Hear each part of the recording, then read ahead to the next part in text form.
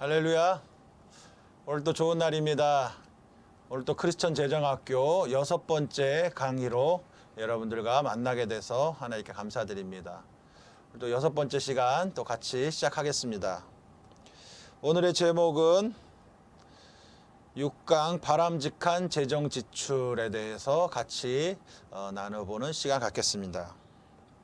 지난 시간에는 우리가 바람직한 재정 수입에 대해서 같이 공부를 했습니다. 어떻게 우리가 재정 수입을 벌어야 하는가 살펴보았고, 오늘은 우리가 그럼 그 번 수입을 어떻게 우리가 바람직하게 지출해야 되는가에 대해서 같이 공부하도록 하겠습니다. 지난주에 살펴본 대로 우리가 돈을 버는데도 철학이 있어야 하지만은 또 오늘 돈을 쓰는데 지출하는데도 분명한 철학이 있어야 한다라고 하는 것입니다. 그 기본적인 생각은 주신 분도 하나님이시고 또 우리가 그 물질을 써야 하는 것도 내가 버는 것이 아니기 때문에 나의 마음대로 쓰는 것이 아니라 하나님의 뜻대로 써야 한다라고 하는 것을 기본으로 하고 우리가 오늘 강의를 같이 듣도록 하겠습니다. 먼저 들어가면서 같이 이야기를 읽도록 하겠습니다. 황금을 알기를 돌같이 아는 사람이 있었습니다. 하나님은 그에게 욕심이 없는 것을 보시고 큰 금덩이를 맡기셨습니다. 그런데 그 금덩이는 희한하게도 보면 볼수록 만지면 만질수록 더 값진 황금으로 변해갔습니다. 그는 그러한 황금을 보면서 점차 황금에 대한 욕심을 갖기 시작했습니다. 자나깨나 황금 곁에 앉아서 그것을 닦고 어루만졌습니다. 또 도둑이라도 들면 어쩌나 하는 걱정으로 잠을 이룰 수 없었습니다. 전전긍긍하던 그는 마침내 뒤뜰에 땅을 파고 황금을 묻어두었습니다. 세월이 흘러 이제 임종을 맞게 됐습니다. 마지막으로 황금을 보기 위해 땅을 팠습니다. 그런데 어찌된 일인지 황금은 사라지고 돌덩어리만 있는 것이었습니다. 그가 하나님께 따졌습니다. 하나님, 어찌된 일입니까? 그러자 하나님께서 말씀하셨습니다. 섭섭해할 것 없다. 묻어두기만 할 것이라면 돌인들 무슨 상관이 있겠느냐. 질문입니다. 여러분도 현재 땅에 묻어두고만 있는 것이 있으십니까?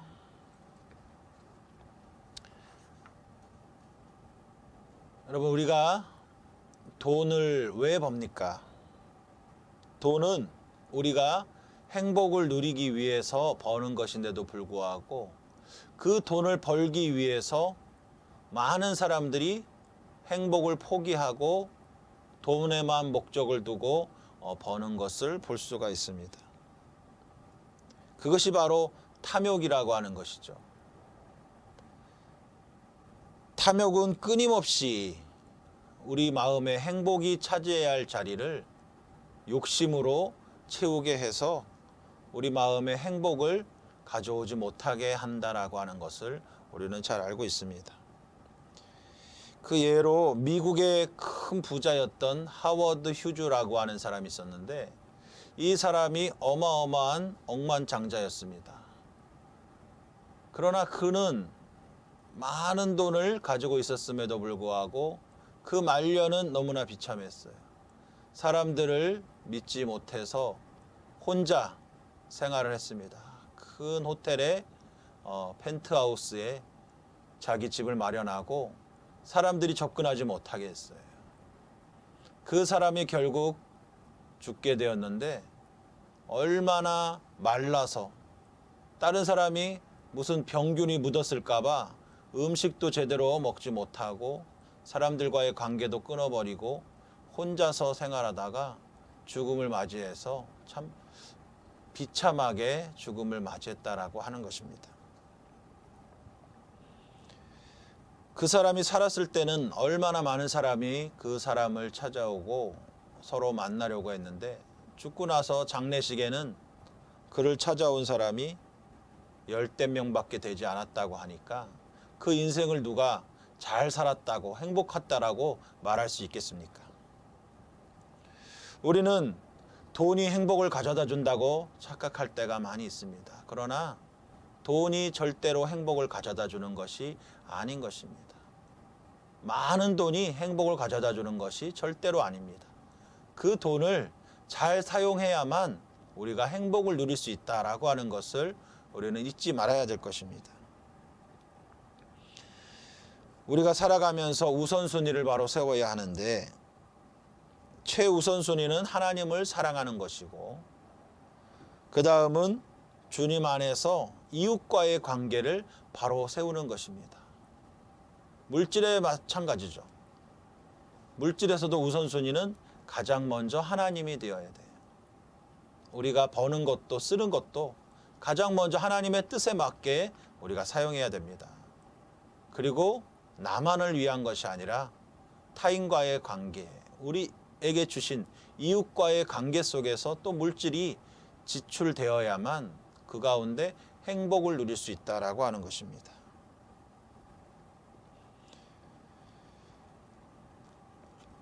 오늘 6번째 시간은 하나님의 뜻과 방법대로 돈을 벌었다면 그것을 이제 그리스도인답게 어떻게 써야 될 것인가, 그것에 대해서 오늘 같이 나눠보기를 원합니다.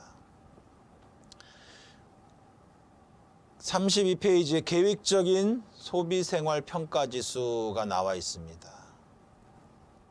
과거 실시한 소비자조사에 의하면 10대 여성의 59%, 20대 여성의 54%가 물건을 기분에 따라 산다. 즉 충동구매한다라고 하는 성향이 많다라고 하는 것을 보여주고 있습니다. 여러분이 얼마나 계획성 있게 평소에 소비생활하는지 오늘 이 체크해 보면서 자신의 점수를 한번 내보시는 게 좋겠습니다. 1번부터 10번까지 1점에서 5점까지 내가 전혀 아니다, 아니면 매우 그렇다, 이렇게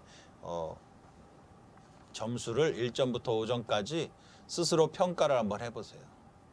우리가 같이 모여서 평가하고 그것을 나눠보면 좋을 텐데 그럴 수가 없으니까 여러분들 스스로 평가를 한번 해보시기 바랍니다. 과연 나는 몇 점인가? 제가 이걸 해보니까 한 32점 그 정도 나오더라고요. 50점에서 최고 50점에서 최하 10점까지 이렇게 보게 되면은 여기서 이 점수를 통해서 점수가 높을수록 소비 활동의 계획성이 높다, 이렇게 말할 수 있다 하는 것입니다. 50점에 가까울수록 계획적으로 계획하고 소비한다라고 볼 수가 있을 것입니다. 여러분들이 한번 스스로 한번 이것을 점수를 매겨보시고 나는 과연 어떻게 소비를 하고 있는가 한번 스스로 살펴보는 시간이 되시기를 바랍니다. 그리고 옆에 분들과 같이 또 얘기를 나눠보시면 좋겠습니다. 말씀과의 만남입니다. 누가복음 12장 16절에서 21절까지 같이 읽어보겠습니다. 또 비유로 그들에게 말하여 이르시되 한 부자가 그 밭에 소출이 풍성함에 심중에 생각하여 이르되 내가 곡식 쌓아둘 곳이 없으니 어찌할까 하고 또 이르되 내가 이렇게 하리라. 내 곡간을 헐고 더 크게 짓고 내 모든 곡식과 물건을 거기 쌓아두리라. 또 내가 내 영혼에게 이르되 영혼아 여러 해 쓸 물건을 많이 쌓아두었으니 평안히 쉬고 먹고 마시고 즐거워하자 하리라 하되 하나님은 이르시되 어리석은 자여 오늘 밤에 내 영혼을 도로 찾으리니 그러면 너 준비한 것이 누구의 것이 되겠느냐 하셨으니 자기를 위하여 재물을 쌓아두고 하나님께 대하여 부여하지 못한 자가 이와 같으니라. 아멘. 누가복음 12장 16절에서 21절까지 말씀을 같이 읽어보았습니다. 이것은 예수님께서 제자들에게 탐욕이 얼마나 악한 것인가, 해로운 것인가를 알려주기 위해서 말씀하신 비유의 말씀입니다. 우리가 이 말씀은 계속해서 우리가 1강부터 계속해서 들었기 때문에 내용은 너무나 잘 알죠. 오늘 여기서 이 부자의 그 모습을 보면 항상 얘기가 무엇입니까? 주인공이 바로 자신이라고 하는 것입니다. 심중에 생각하여 내가 곡식 쌓아둘 것이 없으니 내가 이렇게 하리라. 내가 이 부자는 나 중심적으로 살고 있다라고 하는 것입니다. 다른 사람에 대해서는 전혀 관심이 없고 다른 사람은 안중에도 없다라고 하는 것을 볼 수가 있어요. 물질적으로는 부자였을지 몰라도 영적으로는 가난한 사람이었다라고 하는 것을 우리가 볼 수 있습니다. 그에게 하나님은 어리석다라고 말씀하셨습니다. 왜 어리석습니까? 그가 가진 돈이 돈보다 더 중요한 그 영혼을 위해서는 한치의 쓸모가 없었기 때문이다라고 하는 것이죠. 영혼에 전혀 도움이 안 되는 이 돈을 가지고 만족해하는 이 사람을 하나님은 어리석다라고 말씀하신 것입니다. 첫 번째 질문입니다. 본문은 예수님께서 제자들에게 탐심의 해악을 가르치시려고 드신 비유입니다. 한 부자가 밭에 풍년이 들어 소출이 풍성하자 무슨 생각을 하게 되었습니까? 17절과 18절에 무슨 생각을 했습니까? 풍년이 들자 곡간을 크게 지어서 곡식과 물건을 쌓아놓겠다 이렇게 얘기하고 있죠. 두 번째, 부자가 곡간을 짓고 물건을 쌓아둔 후에 자신에게 한 말은 무엇입니까? 19절에 뭐라고 말씀하고 있어요? 내 영혼아 이제 평안히 쉬고 먹고 마시고 즐거워하자 이렇게 스스로에게 만족하고 있는 모습을 볼 수가 있습니다. 많은 것을 쌓았으니 이제 나는 걱정이 없다. 이제는 나는 즐기는 것밖에 없다. 쾌락을 즐기자 이렇게 생각했을지 모릅니다. 전혀 하나님께 대한 감사나 이웃에 대한 나눔에 대한 계획이 없이 스스로 만족하고 스스로를 위해서 즐거워하는 이 부자의 모습을 여기서 철저히 볼 수가 있습니다. 세 번째, 자기 자신만을 위해 부를 축적하고 하나님께 대하여 가난했던 이 부자를 하나님은 어떤 사람이라고 부르고 계십니까? 뭐라고 부르셔요? 우리가 잘 알죠? 같이 대답해 봅니다. 어리석은 자여. 하나님은 이 부자를 딱 한마디로 말씀하셨어요. 어리석은 자여. 하나님 보실 때 너무나도 어리석은 모습이었다라고 하는 것을 보여주고 있습니다.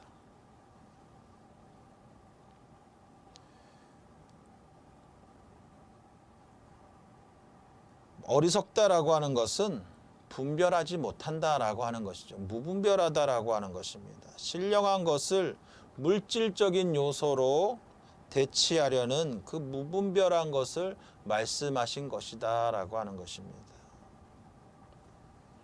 네 번째, 결국 어리석은 부자가 죽은 후 그 예비한 재물은 어떻게 되겠습니까? 어떻게 됐어요? 그것이 누구의 것이 되겠느냐? 이렇게 예수님께서 말씀하시죠. 이 부자가 아무리 많이 쌓아놓은들 그 부자가 죽는다면 쌓아놓은 것은 누구 것이 되겠습니까? 자기 것이 절대로 될 수가 없죠. 자녀의 것이 되거나 자녀가 없다면은 다른 사람의 것이 되고 만다라고 하는 것입니다.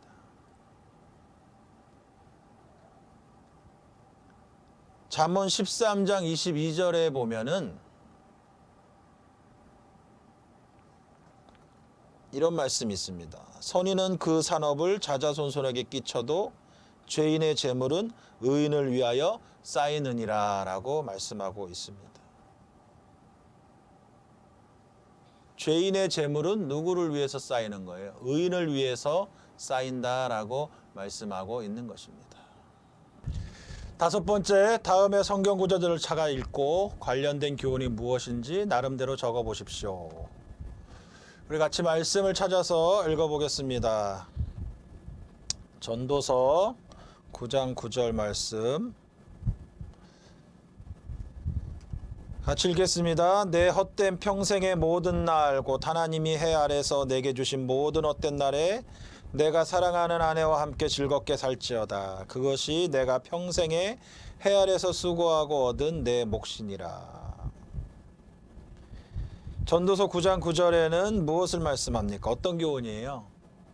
내 아내와 함께 즐겁게 살라 말씀하고 아내와 자녀들과 함께 더불어서 가족과 즐겁게 살라라고 하는 말씀이죠. 사도행전 20장 35절 말씀 같이 찾아서 읽어보겠습니다. 사도행전 20장 35절. 범사에 여러분에게 모범을 보여준 것 같이 수고하여 약한 사람들을 돕고 또 주 예수께서 친히 말씀하신 바 주는 것이 받는 것보다 복이 있다 하심을 기억하여야 할지니라.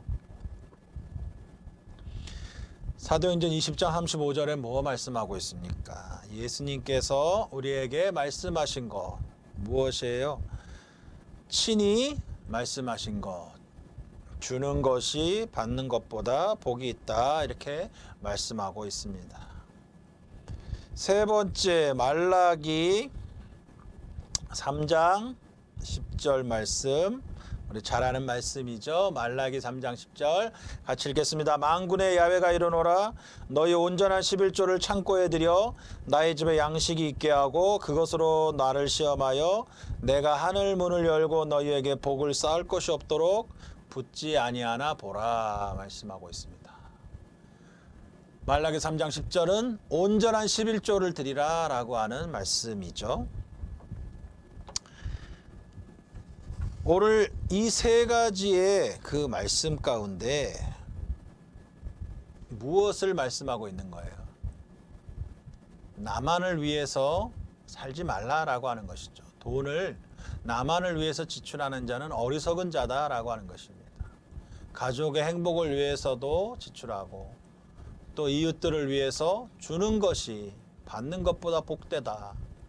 그리고 하나님의 영광을 위해서 하나님의 말씀대로 온전한 11조를 하나님께 드리는 것. 이것이 바로 현명한 지출이다라고 하는 것을 말씀해 주고 있습니다.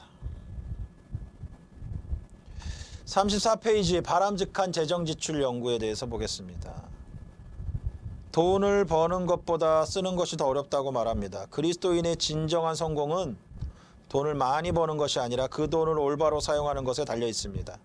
우리가 지혜롭게 돈을 쓰는 원리와 방법을 터득하게 되면 더욱 즐겁고 풍성한 삶을 살게 될 것입니다.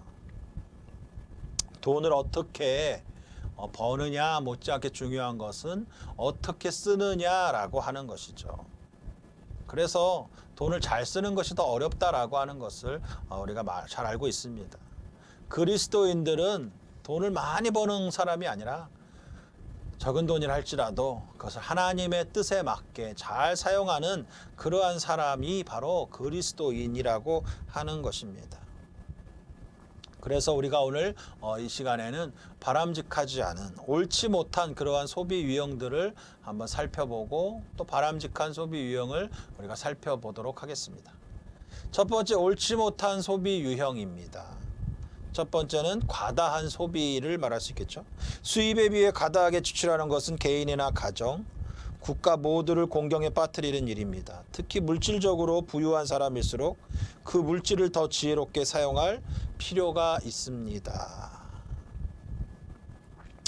나라가 점점 선진국이 되어 가다 보면 가난한 사람들이랄지라도 소비가 점점점 늘어난다라고 하는 것을 우리가 통계를 통해서 알 수가 있습니다. 내가 버는 수입보다 소비가 점점점 더 가파르게 지출이 증가하는 것을 우리가 볼 수가 있습니다. 이것은 잘못된 것이죠.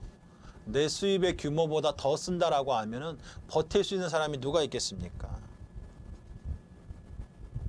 이러한 것을 부추기는 것이 무엇이에요? 바로 카드 사용이라고 하는 것이죠. 그래서 많은 사람들이 집에 카드 한 장만 놓고 쓰거나 아니면 카드를 다 잘라버리거나 그렇게 사용하는 사람들이 많이 있습니다. 카드를 쓰다 보면은 너무나도 편하죠. 또 요즘에는 전화, 핸드폰에 다 또 카드가 들어가 있기 때문에 핸드폰만 들고 다녀도 우리가 웬만한 쓸 수 있는, 소비할 수 있는 그런 환경입니다. 그렇기 때문에 쉽게 물건을 살 수가 있고 쉽게 돈을 쓸 수가 있는 것이죠. 카드를 쓸 때는 내가 얼마를 썼는가 잘 계산하지 않아요. 그러나 나중에 월말에 계산서가 나와 보면은 한 달에 이렇게 많이 썼나? 어떤 때는 그것을 다 감당하지 못해 가지고 빚으로 남는 경우도 많이 있다라고 하는 것입니다. 과다한 소비로 인해서 오히려 빚쟁이가 되는, 경제적으로 곤란하게 되는 그러한 문제들이 생기게 된다라고 하는 것이죠. 두 번째는 무계획적인 소비 때문이라고 하는 것이죠. 박앤세일이라는 말에 현혹되어 또는 할 일이 없이 돌아다니다가 충동적으로 물건을 사는 경우입니다. 예산을 세우고 그에 따라 소비하는 습관에 길들여져야 합니다. 충동 구매할 때가 많이 있죠.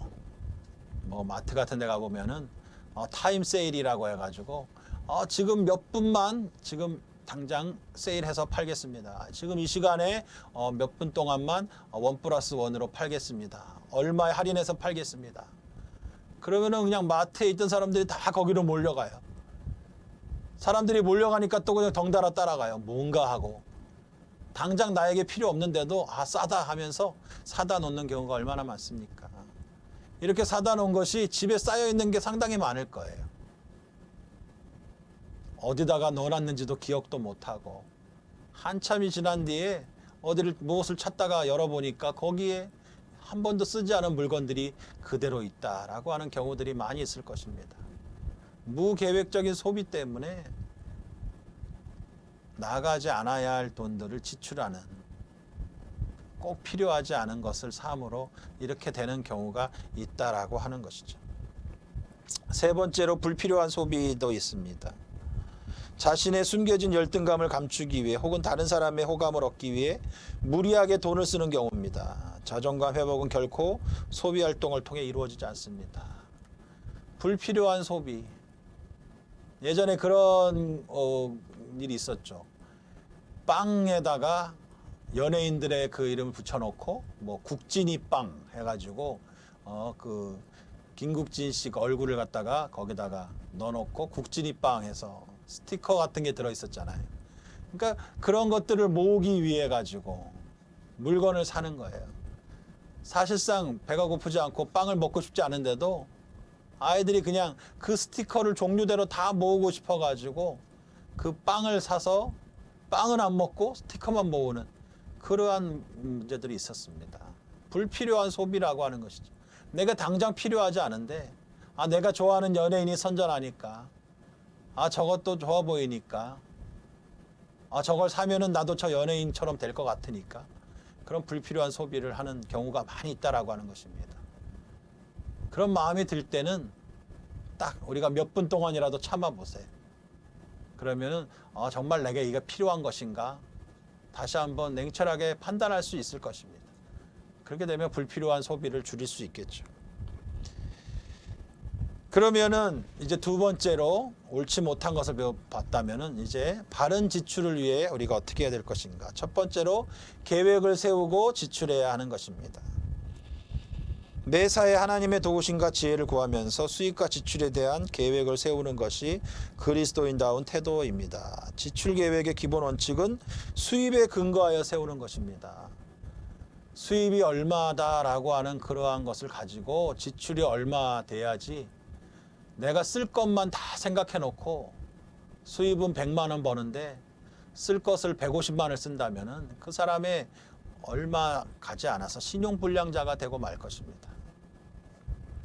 누가복음 14장 28절에 망대를 세우려 할 때 먼저 해야 할 일은 무엇입니까? 누가복음 14장 28절에 무엇이라고 말씀하고 있습니까? 여러분 한번 말씀을 찾아보세요.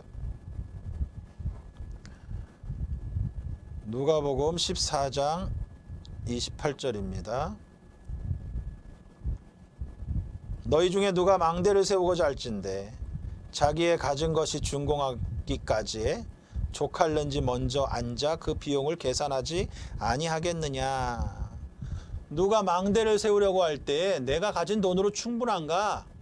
그것을 비용을 계산하지 않고 망대를 세우는 사람이 누가 있느냐? 예수님께서 물어보시는 것입니다. 우리가 무엇을 하려고 할 때는 철저한 계획 가운데 집을 사려고 할 때나 뭐 자동차를 사려고 할 때나 내가 필요한 것을 사려고 할 때 당장 빚내서 그것만 덜컥 사놓는 것이 아니라 이것을 사기 위해서 얼마 동안의 시간이 필요한가, 얼마를 절약해야 되는가, 어떻게 돈을 모아서 사야 되는가 계획을 세운 다음에 지출해야 되겠죠. 그것이 바로 현명한 사람이라고 할 것입니다.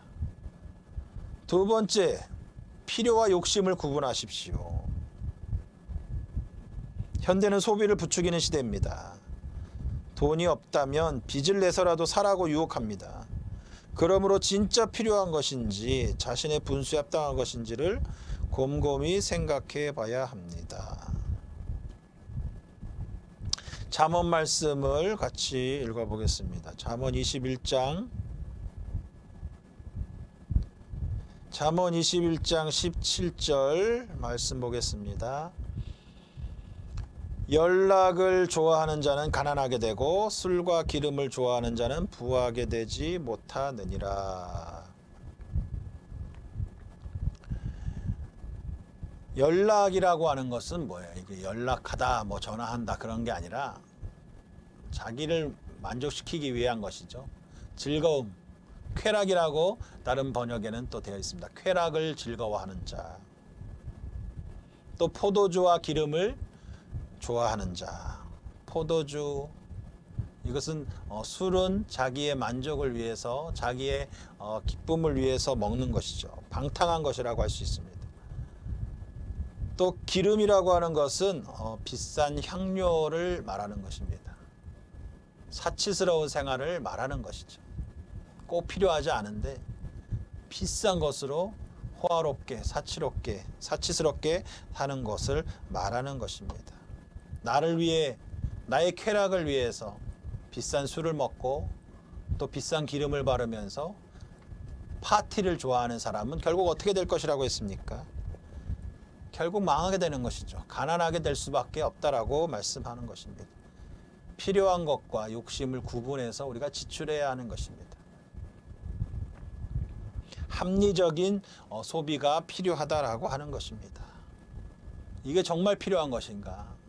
아니면 나의 그냥 허전함을, 나의 열등감을 채우기 위해서 사는 것인가? 그것을 분명히 구분하고 사용할 줄 알아야 하는 것이죠. 세 번째, 빚지는 것을 두려워해야 합니다. 물건을 살 때나 투자할 때 상환 능력 이상으로 돈을 빌리는 일은 금물입니다. 또 어쩔 수 없이 빚을 졌다면 그 빚을 갚는 데 최선을 다하는 태도를 가져야 합니다. 맞는 말이죠. 우리가 물건을 살 때나 투자할 때 내 있는 범위 안에서 사야만 하는 것인데, 그것을 무턱대고 남의 돈을 빌려가지고 남의 돈을 내 돈처럼 빌려서 쉽게 쓰고 나서 그것을 갚지 못한다면 그 사람의 인생은 내일을 보장할 수가 없어요. 그것이 올무가 돼가지고 그 빚 때문에 신용불량자가 돼서 더 심한 어려운 경제적인 어려움에 처하게 된다라고 하는 것입니다. 또 혹시 우리가 빚을 졌다라고 하면은 그걸 먼저 갚아야지, 남의 돈을 먼저 갚아야 되는데 남의 돈을 제일 나중에 갚으려고 하고 당장 자기 만족을 위해서 펑펑 쓰는 그러한 사람은 없어야 될 것입니다. 잠언 22장 7절에 빚진 자는 어떻게 된다고 했습니까? 잠언 22장 7절 같이 말씀 보도록 하겠습니다. 부자는 가난한 사람을 다스리고 빚진 사람은 빚쟁이의 종이 된다. 빚쟁이의 종이 된다라고 했습니다. 옛날 성경에는 채주의 종이 된다, 빚쟁이의 종이 된다라고 하는 것입니다. 남의 돈을 빌리고 나서 그것을 쉽게 잊어먹을 수는 없죠.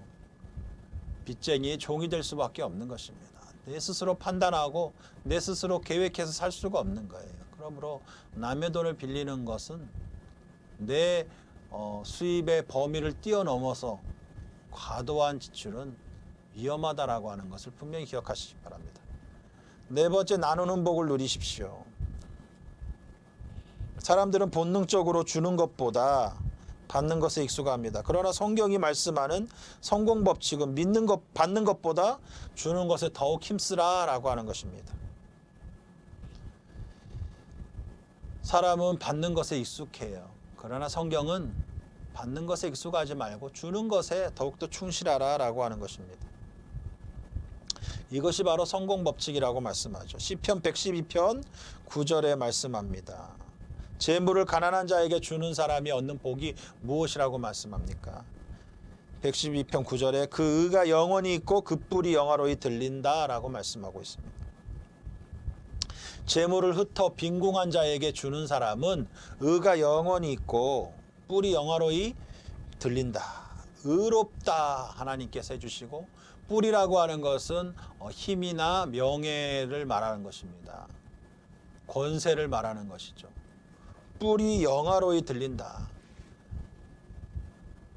나누는 복을 가난한 사람들에게 자기의 것을 나눌 줄 아는 사람은 하나님이 그를 의롭게 보시고 그 힘과 그 지혜와 그 명예가 드높아진다라고 하는 것을 말씀하고 있는 것입니다. 하나님께서 복 주시겠다라고 하는 것이죠. 그를 든든하게 세워주시겠다라고 하는 약속의 말씀입니다. 그러므로 우리는 물질을 사용할 때 하나님과의 관계가 바로 되고 또 이웃과의 관계를 위해서 우리가 바로 쓸 수 있어야 된다라고 하는 것입니다. 다섯 번째, 하나님 나라를 위해 투자하십시오. 복음 전도, 구제, 봉사활동 등 하나님 나라를 위한 일에는 많은 재물이 필요합니다. 정직한 11조를 드리는 것과 함께 하나님의 선한 사업을 위해 넉넉히 쓸 줄 알아야 합니다. 이렇게 말씀하고 있습니다. 마태복음 6장 19절에서 20절, 우리 보물을 어디 쌓아두라고 했습니까? 마태복음 6장 19절에서 20절에 뭐라고 말씀합니까? 같이 찾아볼까요? 너희는 자기를 위해 이 땅에 보물을 쌓아두지 말라. 땅에서는 좀먹고 녹슬어 못 쓰게 되고 도둑이 들어와 훔쳐가기도 한다. 그러므로 너희를 위해 보물을 하늘에 쌓아두라. 하늘에서는 좀먹거나 녹슬어 못 쓰게 되는 일도 없고 도둑이 들어 훔쳐가지도 못한다. 재물을 어디다 쌓아두지 말라고 했어요? 땅에다 쌓아두지 말아라. 그 이유가 뭡니까? 좀먹고 녹슬어서 못 쓰게 된다. 또 도둑이 들어와서 훔쳐간다. 우리는 지키고 싶지만 땅에 쌓아둔 것은 나도 모르게 없어지게 된다라고 하는 것입니다. 맨 앞에서 우리가 읽었던 그 글에 아무리 황금 덩어리를 준다 할지라도 그것을 땅속에 묻어두면은 그게 무슨 소용이 있습니까? 재물을 모아두기만 하는 것은 나에게 아무런 유익이 되지 않는다. 그래서 예수님께서 뭐라고 말씀하셨어요? 너희의 재물을 어디에 쌓아두라? 하늘에 쌓아두라 라고 말씀했어요. 하늘에 쌓아두어야 할 이유가 무엇입니까? 거기는 좀 먹지도 않고 녹슬지도 않고 도둑이 들어와서 훔쳐갈 수도 없다. 하늘에 쌓아둔 재물은 누가 기억하셔요? 하나님께서 기억하신다라고 하는 것입니다. 여기 중요한 말씀이 있습니다. 너희를 위하여, 이 재물을 쓸 때 너희를 위해 땅에 쌓아두지 말아라. 두 번째, 너희를 위하여 하늘에 쌓아두라. 재물을 너희를 위하여라는 말을 하고 있습니다. 하늘에 쌓아두는 것이 바로 우리들을 위한 일이다라고 하는 것입니다. 하나님의 뜻대로 사용하는 것, 그것이 바로 하늘에 쌓아두는 것이겠죠. 하나님이 기뻐하시는, 하나님께 온전한 예물을 드리고 그 돈을 가지고 우리 이웃들에게 또 공동체를 위해서 나누고 베푸는 데 사용하는 사람, 그 사람은 자신을 위하여 하늘에 쌓아두는 것입니다. 하나님께서 그를 기억하시는 것입니다. 돈을 잘 모으는 것 못지않게 잘 쓰는 것이 중요하다라고 하는 것입니다. 여러분, 이 땅에다가 돈을 쌓아두시겠습니까? 이 땅에서 100억, 200억, 500억, 1000억 쌓는들, 그것이 나에게 무슨 상관이 있습니까? 하늘에 쌓아두지 못한다면 이 땅에 쌓아둔 물질은 어느 순간에 사라져버리고 만다라고 하는 것이죠. 어리석은 부자처럼 이 땅에 곳간을 넓게 짓고 쌓으려고만 하지 마시기 바랍니다. 하나님 보실 때 그 모습은 가장 어리석은 모습일 뿐이다라고 하는 것을 기억하시기 바랍니다. 여러분 모두는 하늘에 보물을 쌓아두는 지혜로운 분들 되시기를 바랍니다. 그러면은 오늘 또 올바른 재정관리를 위한 10, 80의 법칙이 있습니다. 지출계획을 세우는 데 도움이 되는 이 법칙은 윌로우 크릭 교회 빌 하이벨스 목사님이 강조하는 법칙이라고 하는데, 첫 번째 수입의 첫 10%는 누구에게 드리는 것이에요? 하나님께 드리는 것입니다. 이것을 우리는 11조라고 하는 것입니다.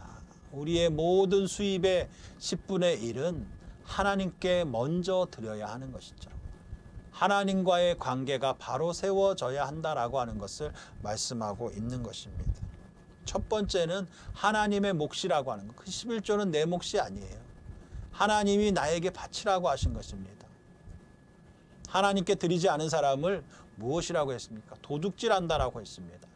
하나님께 온전한 11조를 드리지 않는 것은 나의 것을 도둑질하는 것이다. 여러분, 하나님의 것을 도둑질하고 싶습니까? 그런 사람 없을 거예요. 여러분이 온전한 11조를 하나님께 먼저 드릴 수 있는 그러한 지출이 있어야 돼요. 두 번째로 그 다음 10%는 누구를 위해서? 미래를 위해서라고 하는 것입니다. 여러분들의 미래를 위해서 가진 돈을 다 써버린다면은 개미와 배짱이의 그 이야기처럼 추운 겨울이 왔을 때 먹을 양식이 없는 것이죠. 그러므로 우리가 하나님의 것을 구분해서 드리고, 또 우리의 내일을 위해서도 지혜롭게 10% 정도는 여러분이 투자할 수 있는, 은행에 저금을 하든지 또 보험을 들든지, 또 여러 가지 상황들 속에서 여러분들이 내일을 위해서 무엇을 배우거나, 또 여러 가지 방법으로 여러분의 미래를 위해서 10%는 투자할 수 있어야 한다라고 하는 것입니다. 투기가 아닙니다. 꼭 현명하게 투자할 수 있어야 된다라고 하는 것입니다. 재정적으로 온전하게 서지 못한다면은, 쩔쩔맨다라고 한다면은 신앙생활에도 참 어려움이 많이 있습니다. 그러므로 여유로운 그러한 삶을 위해서 여러분이 어느 부분에 10% 정도를 내일을 위해서 준비하고 모아둘 수 있는 그런 지혜가 필요하다라고 하는 것이죠. 세 번째, 나머지 80%는 현재의 삶을 위해서 사용해야 한다라고 하는 것입니다. 집에 나라에 내는 세금이나 집세나 전기세나 여러 가지 세금들, 세를 내는 거, 또 옷을 사고 먹을 것 사고 여러 가지 생활에 쓰는 돈들, 그 정도가 한 80%가 될 것입니다. 자녀의 과외비나 양육비나 여러 가지 나의 그 만족을 위해서 쓸 수 있는 돈이 분명히 있어야 하는 것이죠. 그러나 이 가운데 이 80%라고 해서 온전히 나를 위해서 다 써야 된다는 것은 아닙니다. 여기에는 우리가 섬기고 있는 교회 공동체를 위한 하나님이 하라고 하신 구제하고 선교하는 일에 또 포함이 돼야 한다라고 하는 것이죠. 나만 먹고 살기 위해서 이 80%를 다 쓰지 마세요.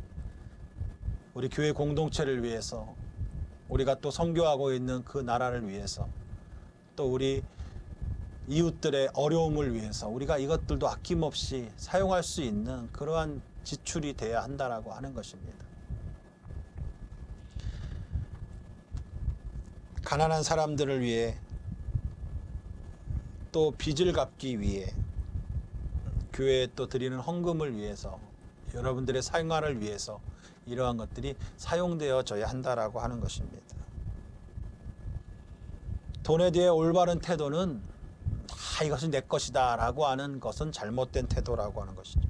언제나 내가 가지고 있는 돈에는 남을 위한 몫이 있다, 다른 사람에게 나눠줘야 할 책임이 있다라고 하는 것을 기억하시면 좋겠습니다. 이제 우리 적용과 실천을 보도록 하겠습니다. 지금까지 바람직한 재정 지출을 공부했습니다. 특별히 새로 깨닫게 된 것이나 은혜 받은 부분이 있다면 여러분, 부부는 부부끼리, 또 우리 부모님과 함께 듣는다면 가족끼리, 또 우리 같은 조원들끼리, 구역 식구, 지역 식구끼리 우리 같이 한번 의견을 나눠보면 좋겠습니다. 두 번째, 여러분 매월 수입과 지출 상황 어떻습니까? 올바로 관리되지 않고 있는 부분이 있다면 원인과 대안을 기록해 보시기 바랍니다.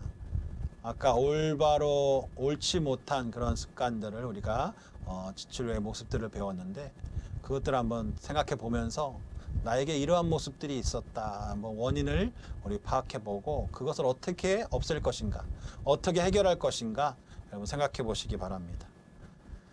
세 번째, 바른 지출을 위한 지침 중에서 가장 잘하고 있는 부분과 가장 부족한 부분은 무엇입니까? 서로 나누어 보십시오.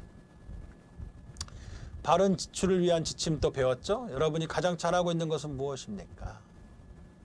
또 여러분 부족한 것은 무엇입니까?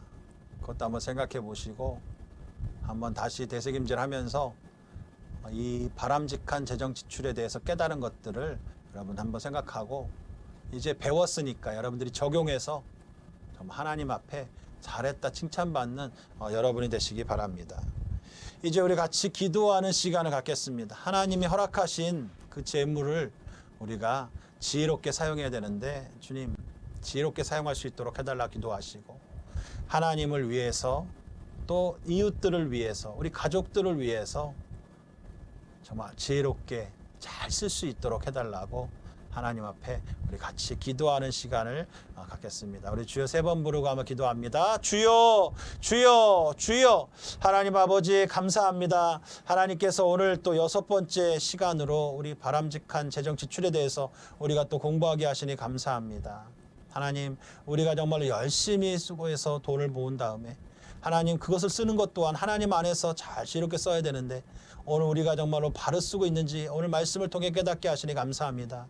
바른 모습으로 하나님 보시기에 아름다운 모습으로 아버지 잘 사용하게 하여 주시옵소서. 너희를 위하여 재물을 땅에 쌓아두지 말라 말씀했습니다. 하늘에 쌓아두라고 했습니다. 하나님 우리가 정말 주님 주신 이 물질을 하나님을 위해서 이 땅에서 잘 사용하여서 하늘에 재물을 쌓는 역사가 일어나게 하여 주시옵소서. 하나님 하나님의 뜻에 따라서 순종하며 섬기게 하여 주시고 아버지 하나님 우리 안에 욕심을 끊어내게 하여 주시고 아버지 악한 마음들을 끊어내게 하여 주시고 하나님 또 방탕한 마음을 끊어내게 하여 주셔서 정욕으로 살지 말고 하나님이 주신 지혜로 잘 구분하며 살도록 주님 붙잡아 주시옵소서. 아버지 하나님께서 우리 모두를 지켜주심을 믿사오며 예수님 이름으로 감사하며 기도드립니다. 아멘. 살아계신 하나님 감사합니다. 오늘 하나님이 우리를 붙잡아 주시고 우리 6번째 바람직한 재정 지출에 대해서 우리가 또 공부하게 하시니 감사합니다.